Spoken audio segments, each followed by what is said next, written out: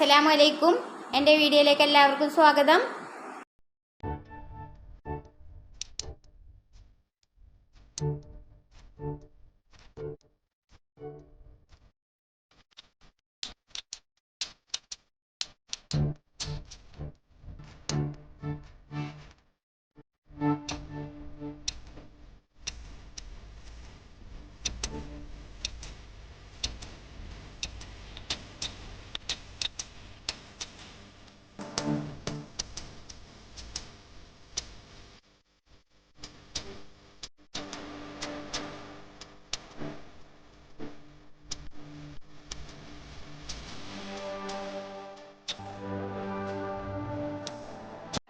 ഇന്ന് ഞാൻ വന്നിട്ടുള്ളത് അരി വെള്ളത്തിലിട്ട് കുതിർക്കാതെ ചുട്ടൊരു നെയ്യപ്പത്തിൻ്റെ റെസിപ്പിയുമായിട്ടാണ്.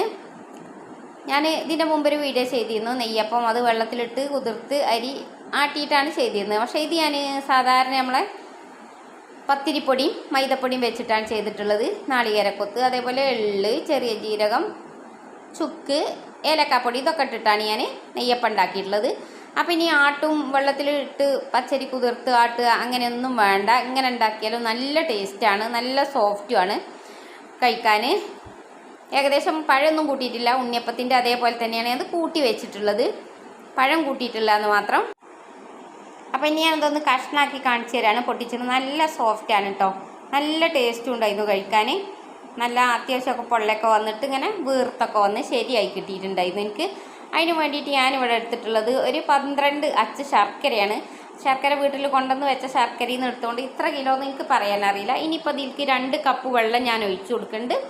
എന്നിട്ട് നമുക്കിത് ശർക്കരനൊന്ന് ഉരുക്കിയെടുക്കണം. സാധാരണ നെയ്യപ്പത്തേക്കൊക്കെ ചെയ്യുമ്പോൾ തന്നെ. ഇനി കുറച്ച് കൂടുതൽ വെള്ളമായാലും കുഴപ്പമൊന്നുമില്ല. 1/2 ടീസ്പൂൺ ഉപ്പ് ഇട്ട് കൊടുത്തിട്ടുണ്ട് ഞാൻ.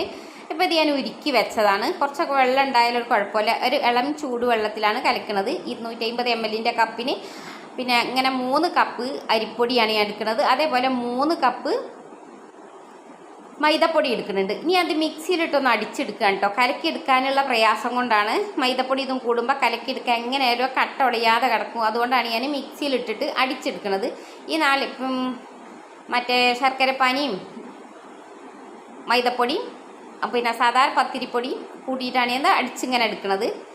അപ്പം ഇനി അങ്ങനെ അടിച്ചെടുക്കുകയാണ്. ഓരോന്നായിട്ട് കുറേശ്ശെ ഒഴിച്ചിട്ട് അടിച്ചെടുക്കുകയാണ്. ഇനി വേണമെന്നുണ്ടെങ്കിൽ ഇത്ര കുറുകി കിട്ടണമെന്നുണ്ടെങ്കിൽ കുറച്ച് നമുക്ക് പൊടി ഇട്ട് കൊടുക്കാം. ഇനി അതിലേക്ക് ഒരു 3 ടീസ്പൂൺ എള്ളിട്ട് കൊടുത്തിട്ടുണ്ട്. 1/2 ടീസ്പൂൺ ഏലക്കായപ്പൊടി ഇട്ട് കൊടുത്തു. പിന്നെ വേണ്ടത് 1/2 ടീസ്പൂൺ ചുക്കുപൊടിയാണ് ഇട്ട് കൊടുത്തത്. പിന്നെ ചെറിയ ജീരകം ആണ് ഞാൻ ഇത് 3 ഇതിലേക്ക് ഇട്ട് കൊടുക്കുന്നത്.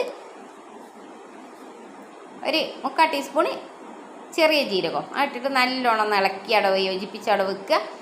ഒരു അരമണിക്കൂറോ 1 മണിക്കൂറൊക്കെ കഴിഞ്ഞിട്ട് ഒഴിച്ചാൽ മതി. ഇനി അപ്പം തന്നെ ഒഴിച്ചാലും കുഴപ്പമൊന്നുമില്ല. ഞാൻ എന്തായാലും പണികളൊക്കെ ഒന്ന് ഒരുങ്ങിയിട്ടുള്ളൂ. കുറച്ച് നേരം വിശ്രമിച്ചിട്ടൊക്കെ ഉള്ളൂ ഇത് ചുട്ടുണ്ടാക്കുന്നത്. വീട്ടിൽ കുട്ടികളെല്ലാവരും ഉണ്ട്, അതുകൊണ്ടാണ് ഇത്ര കൂടുതലുള്ളത്. ഇനിയിപ്പോൾ അതിലേക്ക് കുറച്ച് നാളികേരക്കൊത്താണ് ഞാൻ എടുത്തിട്ടുള്ളത്. നാളികേരക്കൊത്തൊന്ന് ചെറിയ പീസുകളാക്കിയിട്ട് ഇങ്ങനെ കഷ്ണാക്കി എടുക്കണം. അതങ്ങനെ എടുക്കാം. ഏകദേശം അതെല്ലാം പീസുകളാക്കി എടുത്തിട്ടുണ്ട്. ഇനി 2-3 ടീസ്പൂണ് മിൽമ നെയ്യ് ഒഴിച്ചിട്ട് അതൊന്ന് വറുത്തെടുക്കണം. നമ്മൾ സാധാരണ ഉണ്ണിയപ്പത്തേക്ക് ചെയ്യുമ്പോൾ തന്നെയാണ് ഞാൻ ചെയ്യുന്നത്. ഒരു 3 ടീസ്പൂണ് നെയ്യ് ഞാൻ ഇട്ട് കൊടുത്തിട്ടുണ്ട്. ഇനി അതിൽ നാളികേരക്കൊത്തൊന്ന് നല്ലോണം ഒരു ഗോൾഡൻ കളർ ആവണ വരെ ഒന്ന് വറുത്തെടുക്കുക.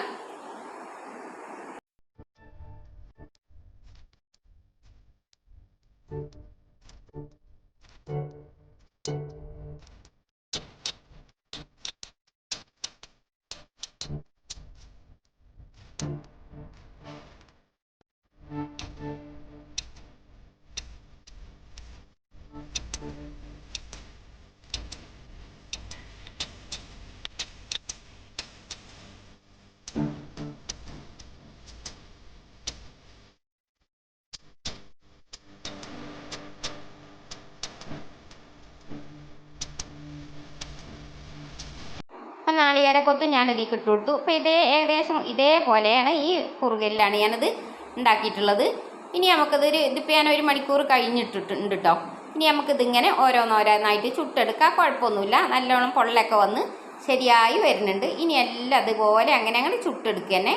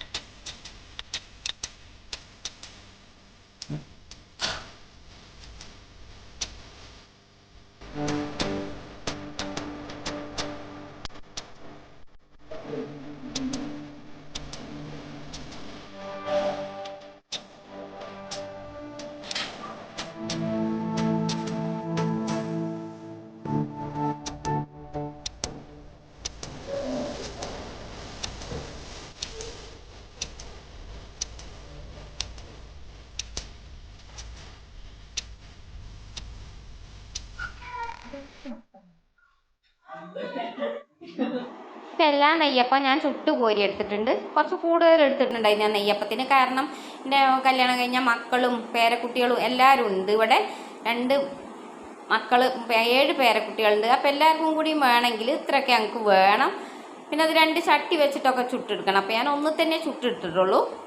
അപ്പം ഇനി ഞാൻ വീഡിയോ ഇവിടെ അവസാനിപ്പിക്കുകയാണ്. വീഡിയോ എല്ലാവർക്കും ഇഷ്ടമാവുകയാണെങ്കിൽ സബ്സ്ക്രൈബ് ചെയ്യാനും സപ്പോർട്ട് ചെയ്യാനും മറക്കരുത്.